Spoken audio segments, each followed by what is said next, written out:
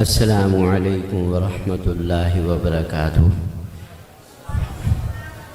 بسم اللہ الرحمن الرحیم، نحمدہ ونصلی ونسلم علی رسولہ الکریم، اما بعد۔ اللہ تعالی رب العزت نے ہمیں وہ نعمتیں عطا فرمائی ہیں کہ ہم قیامت تک لمبی عمر بھی اللہ تعالیٰ عطا فرما دے اور ہم سجدے میں پڑے رہیں۔ ہم اپنے رب کی نعمتوں کا شکر ادا نہیں کر سکتے۔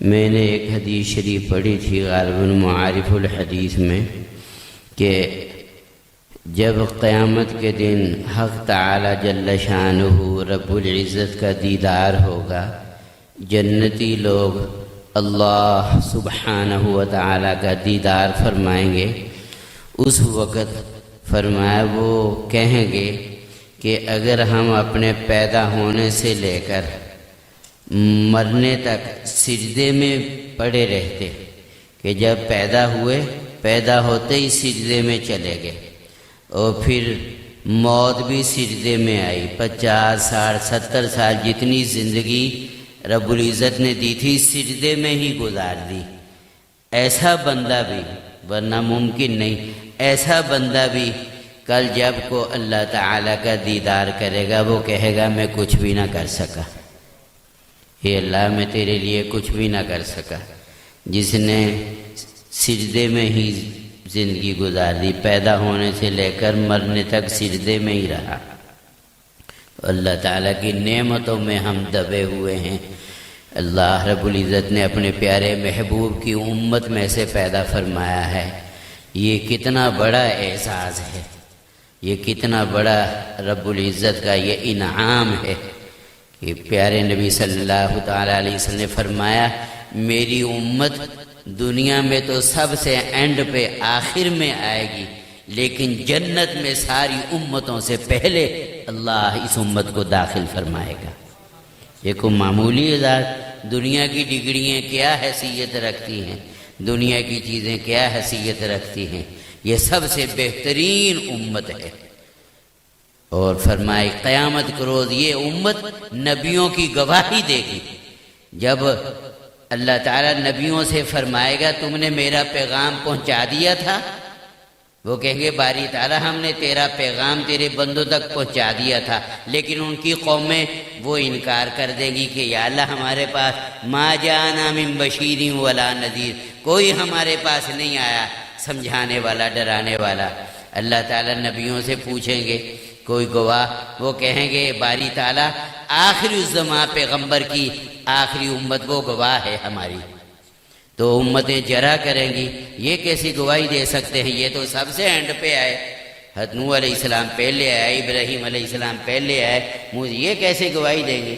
وَكَذَلِكَ جَعَلْنَاكُمْ أُمَّةً وَسَطًا لِتَكُونُوا شُهَدَاءَ عَلَى النَّاسِ وَيَكُونَ الرَّسُولُ عَلَيْكُمْ شَهِيدًا۔ تو اللہ تعالیٰ پوچھیں گے، یہ امت کہے گی باری تعالیٰ جو آپ نے ہمارے آقا صلی اللہ علیہ وسلم کے اوپر قرآن نازل فرمایا تھا، جو کتاب اپنی کلام قرآن عظیم الشان قرآن مجید فرقان حمید جو نازل فرمایا تھا، اس میں آپ نے پہلے نبیوں کے واقعات اور ان کے اپنی امتوں کو رات دن دعوت دینے کی باتیں، رب انی دعوت قومی لیلا و نہارا، پروردگار ابراہیم علیہ السلام نے دعوت دی اپنی قوم کو اور اپنے ابا جی کو، حضرت موسیٰ علیہ السلام نے کتنی محنت کی، معجزے دکھائے۔ اے باری تعالی ہم نے اس قرآن کے اوپر ایمان لائے، ہم نے اس کو پڑھا اور ہمیں اس کے اوپر ایسا ہی یقین تھا جس طرح اپنی آنکھوں سے دیکھی چیز کے اوپر یقین ہوتا ہے۔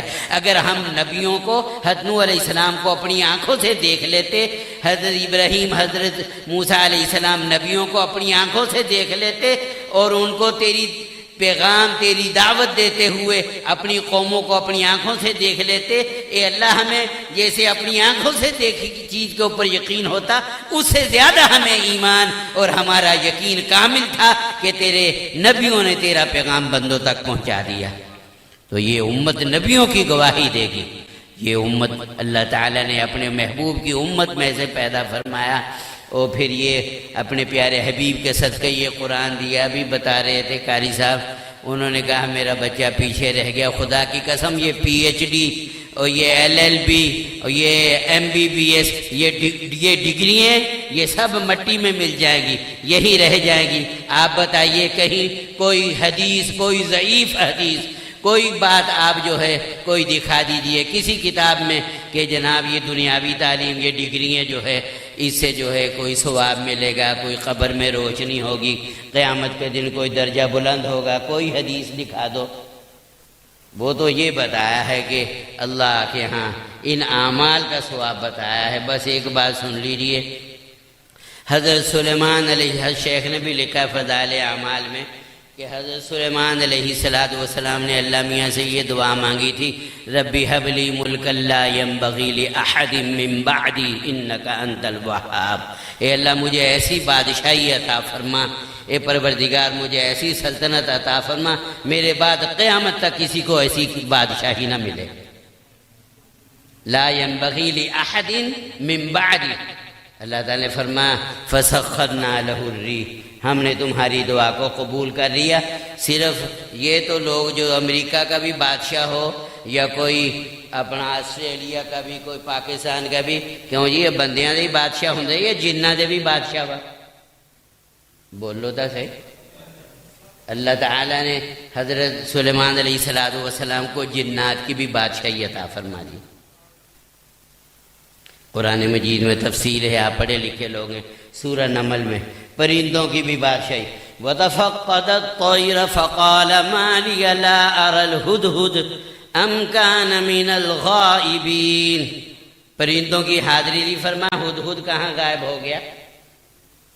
کیوں جی یہ پرندوں کی بھی بادشاہی، جنات کی بھی بادشاہی۔ اللہ تعالیٰ نے ایک ہوائی تخت حضرت کو عطا فرمایا تھا۔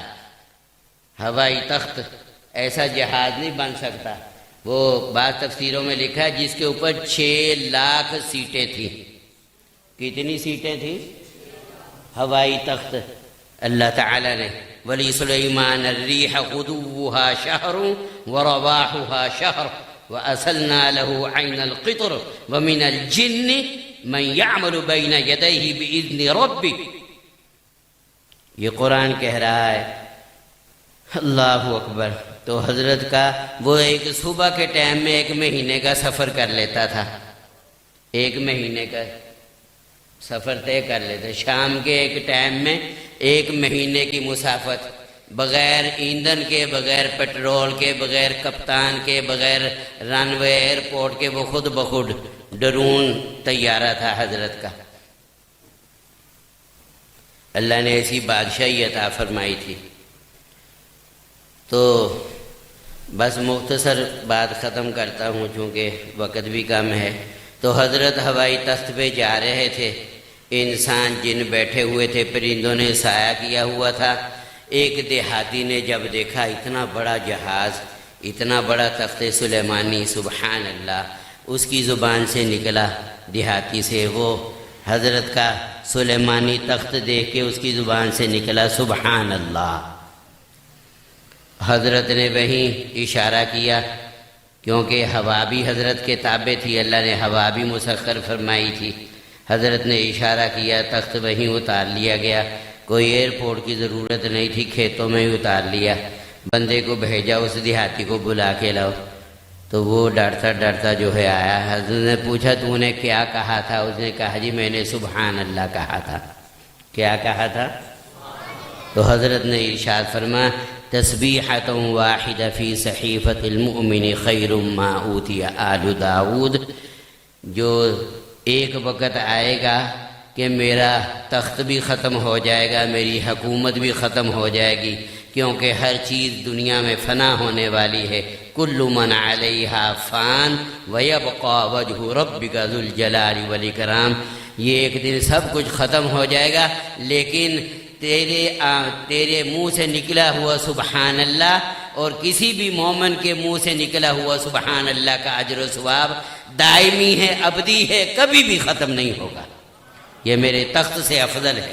تو جب سبحان اللہ کا زمین و آسمان سے زیادہ، اور یہ بھی حدیث مشہور ہے، آقا نے فرمایا 7 آسمان 7 زمینیں اگر ترازو کے ایک پلڑے میں رکھ دی جائیں اور کلمہ شریف لا الہ الا اللہ محمد الرسول اللہ ترازو کے دوسرے پلڑے میں رکھ دیا جائے تو کس کا وزن زیادہ ہوگا؟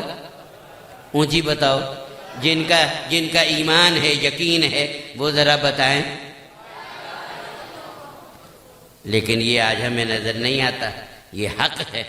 اللہ کے محبوب نبی نے جو ارشاد فرمایا، جو قرآن سٹارٹ ہی یہاں سے شروع ہوا ہے، قرآن نے ابتدائی یہاں سے کی ہے، ذالک الکتاب، ہاں یہ وہ کتاب ہے۔ سائنسدانوں کی کتابوں میں شک ہو سکتا ہے، بڑے بڑے طبیبوں کی، حکیموں کے نسخوں میں شک ہو سکتا ہے یا نہیں؟ کیوں جی؟ میڈیکل کی کتابوں میں شک ہو سکتا ہے، وہ انسانی کتابیں ہیں، انسان ناقص ہے، اس کے تجربے بدلتے رہتے ہیں، اور دنیا کے چاہے وہ اپنا وکیلوں کی کتابیں ہوں، ججوں کی کتابیں ہوں، دنیا کی ہر کتاب میں شک شبہ ہو سکتا ہے۔ ذالک الکتاب الف لام میم ذالک الکتاب لا ریب فیہ، یہ وہ کتاب ہے جس نے جو کچھ خبریں دی ہیں، والناس تک جو کچھ بتایا ہے، قرآن نے جو پچھلی امتوں کے واقعات، جو مرنے کے بعد قیامت کے احوال، جنت اور جہنم، آخرت، حساب و کتاب، جو کچھ بتایا ہے، لا ریب فیہ، اس میں کوئی، اونچی بولو، کوئی شک نہیں ہے۔ اللہ نے شروع یہاں سے فرمایا ہے، ہر چیز میں، ہر کتاب میں شک ہو سکتا ہے۔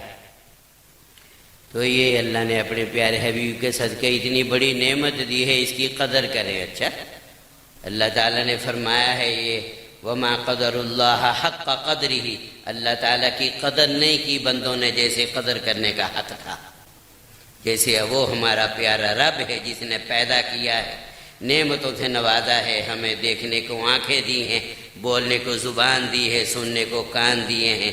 اگر وہ آنکھیں نہ دیتا تو ہم اندھے ہوتے، اگر زبان نہ دیتا ہم گونگے ہوتے، سماعت نہ بخشتا ہم بہرے ہوتے، عقل نہ دیتا تو ہم دیوانے اور پاگل ہوتے، اگر صحت نہ دیتا ہم بیمار ہوتے۔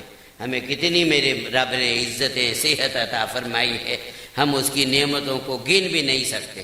اللہ فرماتے ہیں وَإِن تَعُدُّوا نِعْمَةَ اللَّهِ لَا تُحْصُوهَا، اگر تم اپنے رب کی نعمتوں کو گننے لگو تو تمہاری گنتی ختم ہو جائے، تمہاری زندگی ختم ہو جائے، تم اپنے رب کی نعمتوں کو شمار نہیں کر سکتے۔ کیوں جی؟ سانسوں کو کوئی شمار کر سکتا ہے؟ جن کو یہ دمے کی تکلیف ہے یا کرونا کی، جس طرح بھی فرما رہے تھے، یہ پھیپھڑوں کا تعلق ہے زبان سے، زبان کے ساتھ، جن کو خدا نخواستہ بیمار ہوئے لوگ، جن کو جو آکسیجن لگتی تھی، یہ کتنی بڑی سانس کی نعمت ہے۔ ہم لیٹے ہوئے، بیٹھے ہوئے، سوئے ہوئے، واش روم میں ہوں، کھانا کھا رہے ہوں، ہم آسانی کے ساتھ سانس لے رہے ہیں، اور اپنا اندر سے بدبودار تعفن والا سانس باہر جاتا ہے، تازہ تازہ آکسیجن ہمارے جسم میں جا رہی ہے۔ ہم اپنے رب کی اس نعمت کا نہیں شکر ادا کر سکتے۔ تو اس لیے اللہ تعالیٰ نے یہ نعمتیں دی ہیں، بہت بڑی نعمت ہے۔ لیکن یہ ڈگری، باقی دنیا کی ڈگریاں تو سفارش سے بھی مل جاتی ہیں، کیوں جی؟ مل جاتی ہیں کہ نہیں؟ اپنے ملک جیڑی مرضی ڈگری لے لو تسی، جی ہاں، پیسہ چاہیے بس۔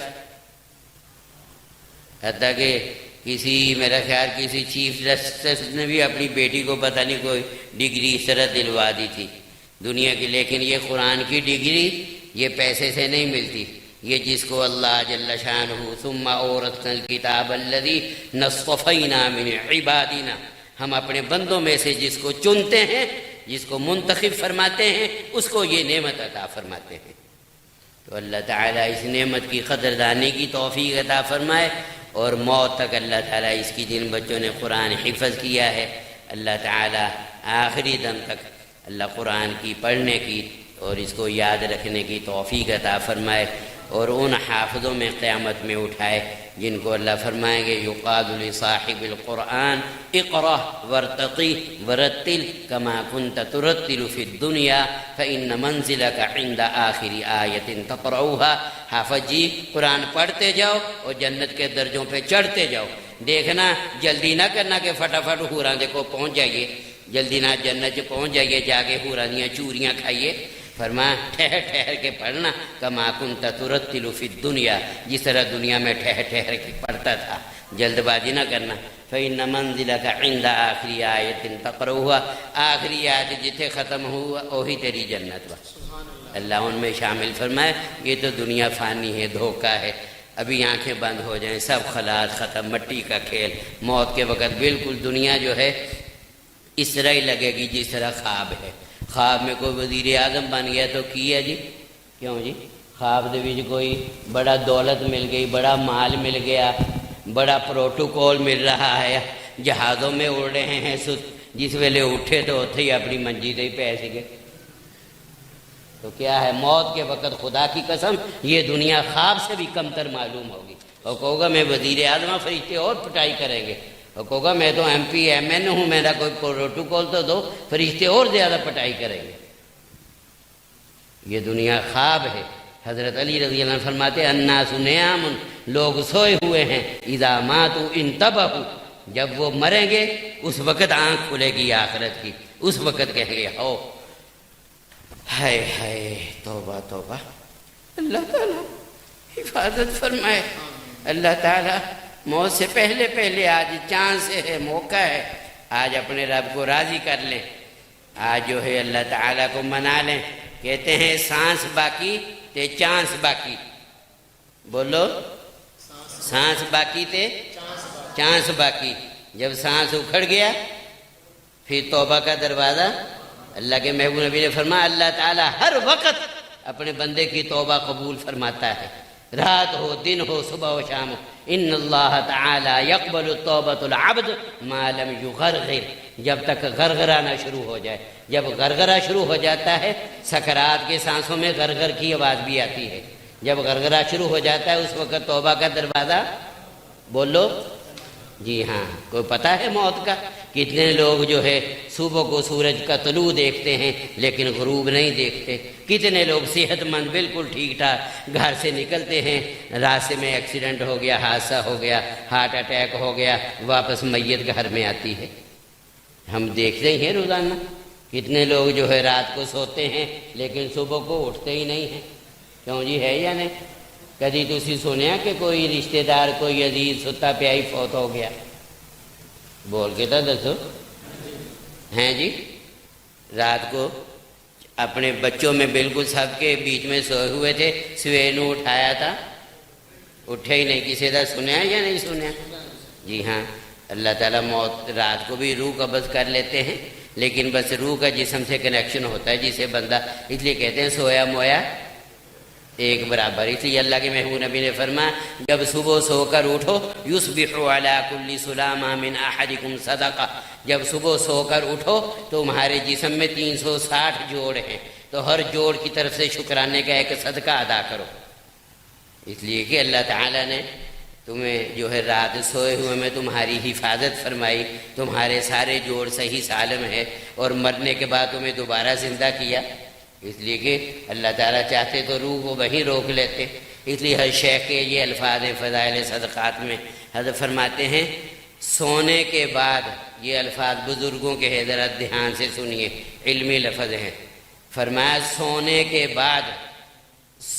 کے بعد جو کہ مر جانے کے مشابہ حالت تھی، سونے کے بعد جو کہ مر جانے کے مشابہ حالت تھی، اللہ تعالیٰ نے اثر نو زندگی عطا فرمائی اور روح کو واپس لوٹا دیا، اور جسم بالکل تر و تازہ ہلکا پھلکا۔ تو یہ نیند بھی اللہ کی نعمت ہے، وجعلنا النوم سباتا۔ تو حق نہیں بنتا کہ شکریہ ادا کرے۔ صحابہ نے کہا یا رسول اللہ ہر بندہ تھا 360 یا 1 ریال بھی دئیے یا 1 روپیہ بھی دئیے روزانہ، کتنے بن گئے بھائی؟ بول دے نہیں، 360 بن گئے۔ یا رسول اللہ ہر بندہ تھا 360 روزانہ جو ہے صدقے نہیں دے سکتا، 360 ریال بھی ہوں یا جو روپے بھی ہوں۔ اللہ کے پیارے حبیب صلی اللہ تعالیٰ علیہ وسلم ارشاد فرما صرف مالی صدقات مراد نہیں ہیں، سبحان اللہ پڑھنا بھی صدقہ ہے، الحمدللہ پڑھنا بھی صدقہ ہے، لا الہ الا اللہ پڑھنا بھی صدقہ ہے، السلام علیکم کہنا بھی صدقہ ہے، کسی کو راستہ بتا دینا بھی صدقہ ہے، راستے میں تکلیف دینے والی چیز پڑی ہوئی ہو اس کو ہٹا دینا یہ بھی صدقہ ہے۔ اس طرح بہت سارے صدقات شمار کرائے، کیا یہ بھی نہیں ہم بیوی کے منہ میں لقمہ ڈالنا یہ بھی صدقہ ہے، کسی مسلمان کو مسکرا کے ملنا یہ بھی صدقہ ہے۔ تو چلو اللہ تعالی ماشاءاللہ حضرت قاری محمد صدیق صاحب رحمۃ اللہ علیہ، اس عاجز کے والد صاحب حضرت مولانا عزیز الرحمن انوری رحمۃ اللہ علیہ کے ساتھ بہت محبت تھی، تعلق تھا، اور ابا جی رحمۃ اللہ علیہ سے مشاورت کے لیے تشریف لاتے رہتے تھے۔ والد صاحب بھی جو جس وقت بھی کوئی ضرورت ہوتی ابا جان رحمۃ اللہ علیہ ان کے ساتھ جاتے تھے، اور کہیں بھی کوئی کام ہو، کہیں کچہری میں ہو، کوئی بھی معاملہ ہو، ان کے ساتھ ابا جی رحمۃ اللہ علیہ جاتے تھے۔ دنیا سے چلے گئے ہیں لیکن یہ ماشاءاللہ گلشن لگا گئے ہیں، یہ ایک صدقہ جاریہ بنا گئے ہیں جو قیامت تک کے لیے صدقہ جاریہ ہے۔ اللہ کے محبوب نبی نے فرمایا مرنے کے بعد ہر بندے کا اعمال نامہ بند ہو جاتا ہے، مرنے کے بعد ہر بندے کا اذا مات الانسان انقطع عنہ عملہ، جب بندہ فوت ہو گیا اس کے عمل کرنے کا سلسلہ منقطع ہو گیا، عمل کرنے کا سلسلہ ختم ہو گیا۔ لیکن 3 آدمی ایسے ہیں کہ جن کے دنیا سے جانے کے بعد بھی ان کے نامہ اعمال بند نہیں ہوتا، بلکہ قیامت تک اس میں نیکیوں کا اندراج ہوتا رہتا ہے، اور وہ قبر میں آرام سے میٹھی نیند پڑے سو رہے ہوتے ہیں، کوئی عمل کوئی نیکی نہیں کرتے، لیکن ان کی حسنات میں اضافہ ہو رہا ہے، ان کے اعمال نامے میں نیکیوں کا اندراج ہو رہا ہے۔ ایک وہ بندہ جس نے مسجد بنائی، مدرسہ بنایا، کوئی دین کا کام صدقہ جارے، کوئی یتیم خانہ بنا دیا، ہسپتال بنا دیا، کوئی مسافر خانہ بنا دیا، جب بنانے والا دنیا سے چلا گیا لیکن اس کا وہ عمل جاری ہے، کنواں کھدوا دیا، کوئی نہر جاری کروا دی، تو اس کو ثواب قیامت تک ملتا رہے گا۔ کسی نے دوسرا فرمایا علم ينتفع به، دین کا علم پھیلایا، اللہ کا قرآن پڑھایا۔ اب قاری صاحب نے اپنی زندگی میں اگر مثال کے طور پہ 100 بچوں کو حافظ بنایا، اب وہ ہر ایک بچہ آگے کتنوں کو بنائے گا؟ وہ آگے 100 میں سے ہر ایک آگے کتنوں کو بنائیں گے؟ یہ قیامت تک سلسلہ چلتا رہے گا۔ کسی کمپیوٹر میں اور کسی جو حساب دان میں حساب آ ہی نہیں سکتا کہ کتنا ان کو ثواب جتنا اللہ تعالیٰ ان کو پڑھنے پڑھانے والوں کو ثواب دیں گے، اتنا ہی اجر و ثواب ان کے استادوں کو بھی ملتا رہے گا۔ اور تیسری چیز فرمایا نیک اولاد صدقہ جاریہ ہے۔ اولاد نیک ہو، دیندار ہو، اور نمازی ہو، جتنے وہ اعمال کرتی ہے جتنا ان کو ثواب ملے گا، اللہ اتنا ہی اپنے خزانوں سے ان کے ماں باپ کو بھی عطا فرماتا ہے۔ یہ اولاد بھی صدقہ جاری ہے۔ ولد صالح یدعو لہ، اللہ تعالیٰ اپنے بندے کا جنت میں درجہ بلند فرماتا ہے، ایک دم پرموشن اور ترقی کے آرڈر جاری فرما دیتے ہیں، فلاں بندے کو قاری صدیق کا درجہ اوپر والا اس کو دے دو، تو وہ جو اللہ کے پاس چلے گئے ان کے اور رب کے درمیان اب کوئی حجاب نہیں ہے، کوئی پردہ نہیں، وہ اپنے رب کے پاس چلے گئے۔ تو وہ بندہ اللہ سے پوچھتا ہے یا باری تعالیٰ آپ نے جو میرا درجہ بلند فرمایا، آپ نے فرشتوں کو فرمایا اس کو قاری صدیق کو اوپر والا درجہ دے دو، یا باری تعالیٰ اس کا سبب کیا بنا، کس عمل کی وجہ سے میری پرموشن ہوئی؟ کسی نے کوئی سفارش کی تھی یا باری تعالیٰ یہ کس عمل کی؟ حدیث میں آتا ہے، صحیح حدیث ہے، ذمہ داری سے عرض کرتا ہوں، اللہ تعالیٰ فرماتے ہیں باستغفار ولدک لک، تیرے بیٹے نے تیرے لیے بخشش کی دعا کی ہے۔ اولاد نیک ہو تو ماں باپ کے درجے بھی اللہ تعالیٰ ہم سب کو عمل کرنے کی توفیق